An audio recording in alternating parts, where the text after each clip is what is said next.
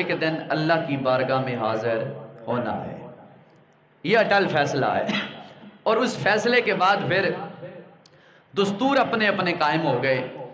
کوئی جناب والا اپنے مردوں کو بغیر کفن دفن دیے جلا دیتا ہے، کوئی اسے ٹوٹے ٹوٹے کر کے کتوں کے آگے پھینک دیتا ہے، کوئی جناب والا بغیر جنازہ پڑے اسے دفن کر دیتا ہے، اور کوئی اسے نہلا کر خوشبو لگا کر کفن پہنا کے جنازہ پڑھا کے قبر کے حوالے کر دیتا ہے۔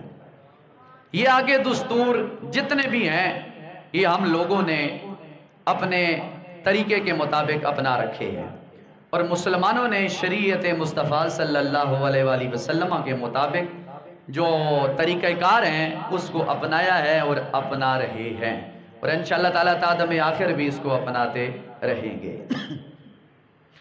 صحابہ کرام بیٹھے تھے، میں اب موضوع شروع کرنے لگا ہوں، توجہ سے سنیں۔ صحابہ کرام بیٹھے ہیں، ابو بکر صدیق صداقت کا بادشاہ آرام فرما رہا ہے، فاروق اعظم عدالت کا بادشاہ آرام فرما رہا ہے، عثمان ذو النورین حیا کا اور سخاوت کا بادشاہ آرام فرما رہا ہے، مولا علی شجاعت کا سربراہ و شہنشاہ آرام فرما رہا ہے، اور جمیع صحابہ کرام سرکار کے دربار گوہربار میں آرام فرما رہے ہیں۔ آرام فرمانے کے سے مراد کے حضور کی بارگاہ میں بیٹھے ہیں، اور بیٹھنے کا طریقہ کیا تھا صحابہ پیغمبر کا کہ جس طرح سر پہ پرندے بیٹھے ہیں، مثلا سر ہلائیں گے تو پرندے اڑ جائیں گے، بارگاہ مصطفیٰ میں اصحاب پیغمبر آل بیت اطہار کا یہ ادب و احترام تھا، ایسے بیٹھتے کہ سر ہلائیں گے پرندے گویا اڑ جائیں گے، یعنی ادب کا حق اور نسبت کا حیا ثابت کر کے دے دیا زمانے والوں کو کہ ادب دیکھنا ہے تو یہ بھی تمہیں صحاب محمد سے ملے گا، وفا دیکھنی ہے تو یہ بھی تمہیں صحاب محمد اور آل محمد سے ملے گی۔ سرکار کے صحابہ بیٹھے ہیں، بخاری کے اندر حدیث پاک موجود ہے، مسلم کے اندر موجود ہے، جمیع کتابوں کے اندر موجود ہے۔ رسول پاک علیہ السلام بولنے لگے، حکمت کے موتی رولنے لگے، اپنی کہانی اپنی زبانی سنانے لگے۔ صحابہ بیٹھے ہیں، سرکار نے فرمایا، او میرے غلاموں، اللہ نے ایک شخص کو اختیار دیا ہے، توجہ سے سنیں، اللہ نے ایک شخص کو اختیار دیا ہے۔ کون سا اختیار؟ کہ وہ دنیا میں ہی ساری زندگی رہنا چاہتا ہے تو اس کی مرضی ہے۔ اللہ نے ایک شخص کو اختیار دیا ہے، وہ دنیا میں رہنا چاہتا ہے تو اسے اجازت ہے، اور اگر وہ دنیا کو ترک کر کے چھوڑ کے میری بارگاہ میں آنا چاہتا ہے تو پھر بھی اس کو اجازت ہے۔ میرے غلاموں، اس شخص نے ان دو باتوں میں سے ایک کو چھوڑا ہے، ایک کو اپنایا ہے۔ آقا کون سی بات کو چھوڑا ہے، کون سی بات کو اپنایا ہے؟ تو سرکار خود بولنے لگے، اس شخص نے دنیا کو چھوڑا ہے، رب کے پاس جانے کے لیے تیاری کا ارادہ فرما لیا ہے۔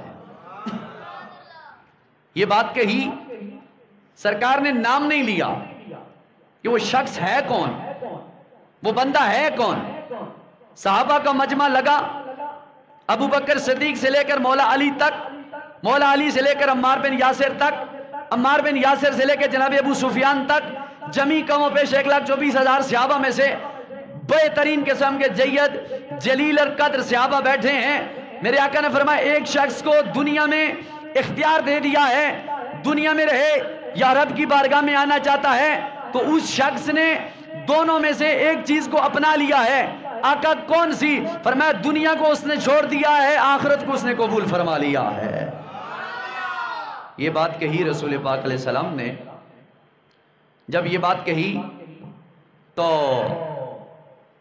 تاجدار صداقت سیدنا صدیق اکبر سسر مصطفیٰ آپ رو پائے، آپ کی آنکھوں سے آنسو برسنے لگے۔ اصحاب پیغمبر صدیق اکبر سے فرماتے ہیں صدیق دیوانے ہو گئے ہو، کیا بات ہے؟ سرکار نے یہ بات کہی کہ ایک شخص کو اللہ نے اختیار دیا اور پھر اس شخص نے دنیا کو چھوڑ دیا، آخرت کو اپنا لیا ہے، اس میں رونے کی کون سی بات ہے؟ صدیق اکبر صحابہ پیغمبر سے کہنے لگے تمہیں خبر نہیں اس بات میں حقیقت کیا ہے؟ فرمایا کیا حقیقت ہے؟ فرمایا حقیقت یہ ہے کہ آمنہ کا چاند، آمنہ کا لال ہمیں داغ مفارقت دے کر دنیا سے جانے والے ہیں۔ اللہ اکبر۔ رسول اللہ گویا پردے کا اعلان کر رہے ہیں، کوئی نہیں سمجھا۔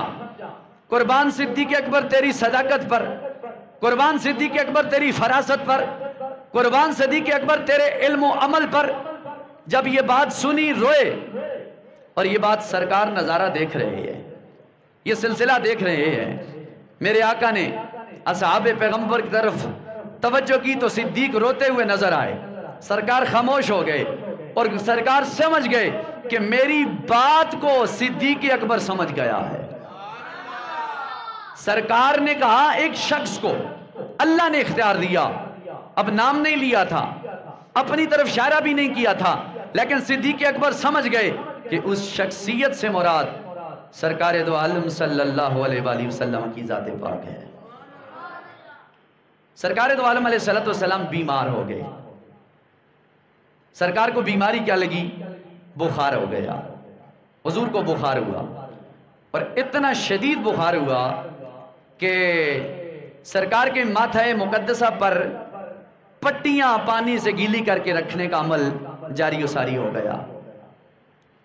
اس سفر کے مہینے میں نبی مکرم تاجدار مدینہ صلی اللہ علیہ وآلہ وسلم نے جب بیماری کا سلسلہ بڑھتا گیا، آپ نے اپنی ازواج محترمات کو بلایا، سب بیویوں کو بلایا، بلا کر فرمایا اب میرا دل کرتا ہے کہ میں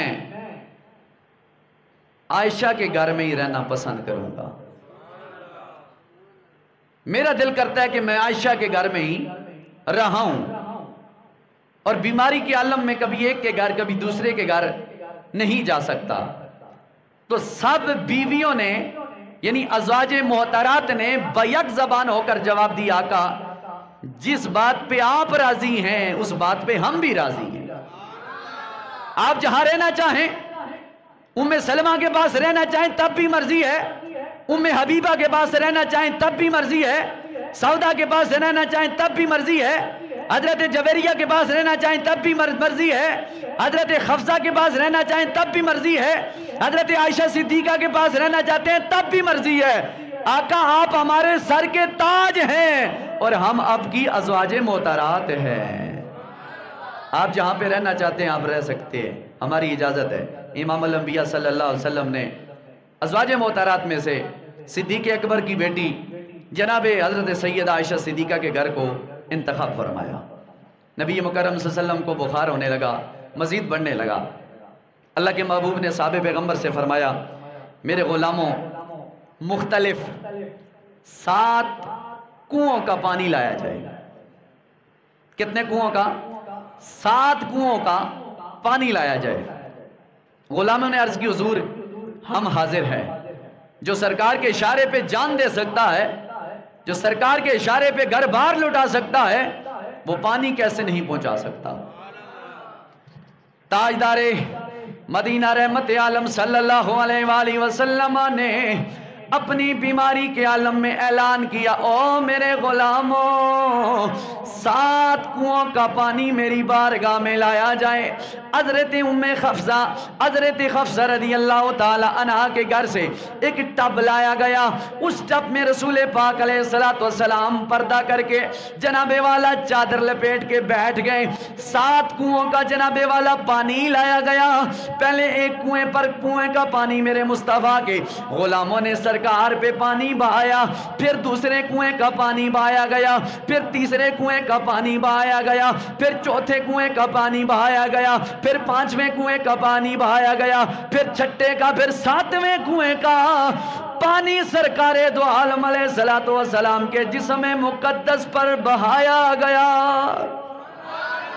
جب 7 کنووں کے پانی جناب والا مکمل ہو گئے، میرے تیرے کریم لجپال کے جسم میں بخار سے میرے رب العالمین نے کمی بھی فرما دی، آگے سے بہتری بھی پیدا فرما دی۔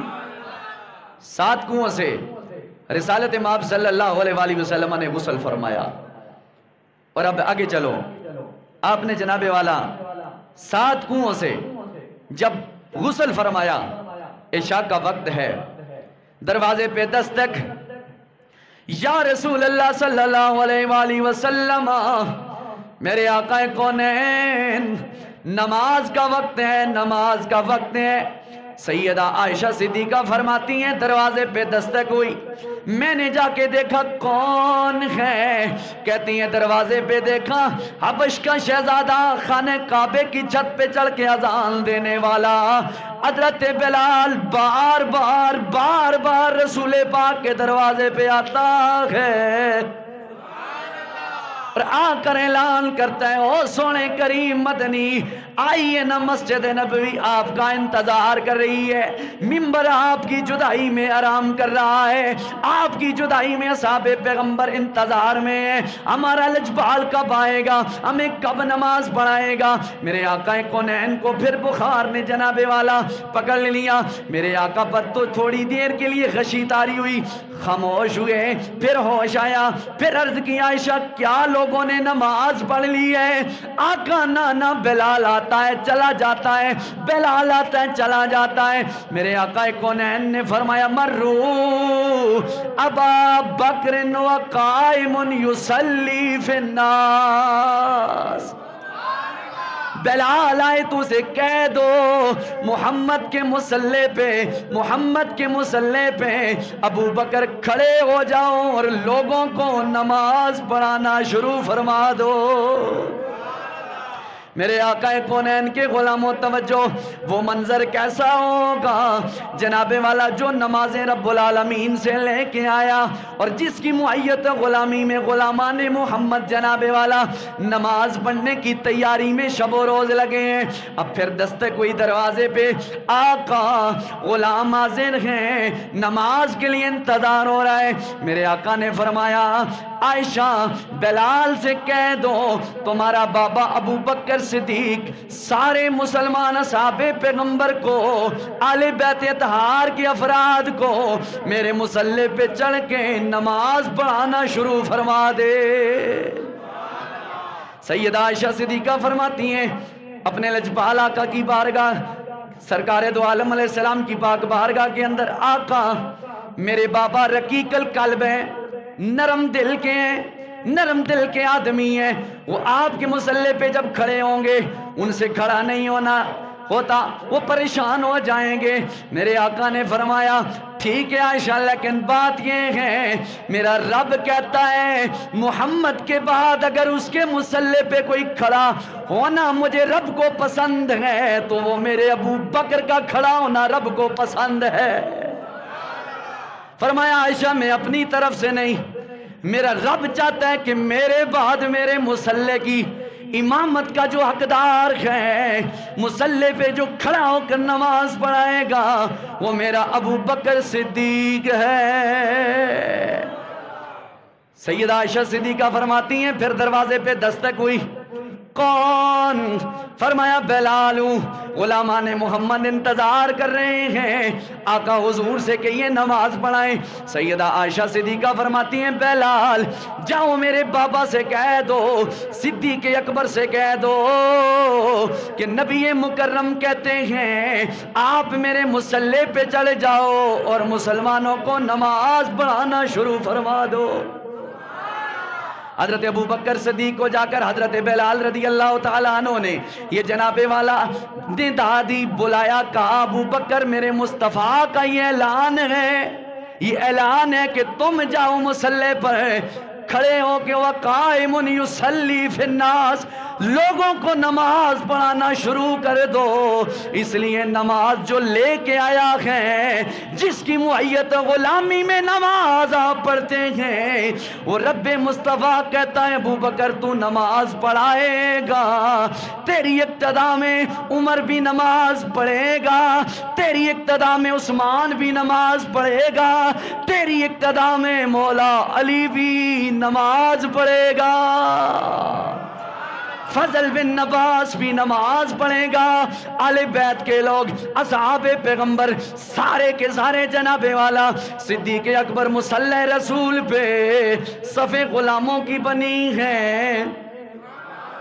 کیا جذبہ محبت ہے صدیق اکبر کی صداقت کا، جناب والا مصلی پہ اللہ اکبر کی صدا صدیق اکبر نے لگائی، دل جناب والا کانپ اٹھا، جناب والا پھر میرے رب العالمین نے سہارا دیا، صدیق اکبر نے نماز پڑھائی۔ میرے آقا کونین کے غلاموں، المختصر میرے آقا جناب والا 13 دن بیمار رہے، اور 13 دن میں 17 نمازیں، اس امت کا جو حضور کے بعد امام بنا، اس امام کا نام ابو بکر صدیق ہے۔ اچھی آقا یار سبحان اللہ۔ میرے آقا کونین کے غلاموں توجہ چاہوں گا میرے آقا کونین جناب والا ان 13 دنوں میں پھر کچھ دن آئے، میرے آقا نے جناب والا بخار سے تھوڑی کمی محسوس کی، عشاء کی نماز کا وقت ہے، مصلی پہ ابو بکر صدیق ہیں، صفوں میں عمر عثمان علی موجود ہے۔ اب میرے سرکار دو عالم نور مجسم صلی اللہ علیہ وآلہ وسلم نے حجرہ عائشہ کا پردہ ہٹایا، غلاموں کو نماز کے عالم میں پایا، چہرے پہ چمک کو چمکایا۔ اصحاب پیغمبر فرماتے ہیں جب رسول پاک علیہ السلام نے حجرہ عائشہ کا پردہ ہٹایا، کہتے ہیں اللہ کی عزت کی قسم ہمارا جناب والا رخ قبلے سے پھر گیا کہ آج بڑے دنوں کے بعد آمنہ کا لال اور زہرا کا بابا اپنی زیارت سے مشرف کرنے آ رہا ہے۔ کہتے ہیں جناب والا قریب تھا کہ ہم نماز توڑ دیتے لیکن توڑی نہیں، حضور نے صرف پردہ ہٹایا، اور روایت اخرى دوسری روایت میں سرکار خود آہستہ ہولی آہستہ چل کر مسجد نبوی میں آئے، اصحاب پیغمبر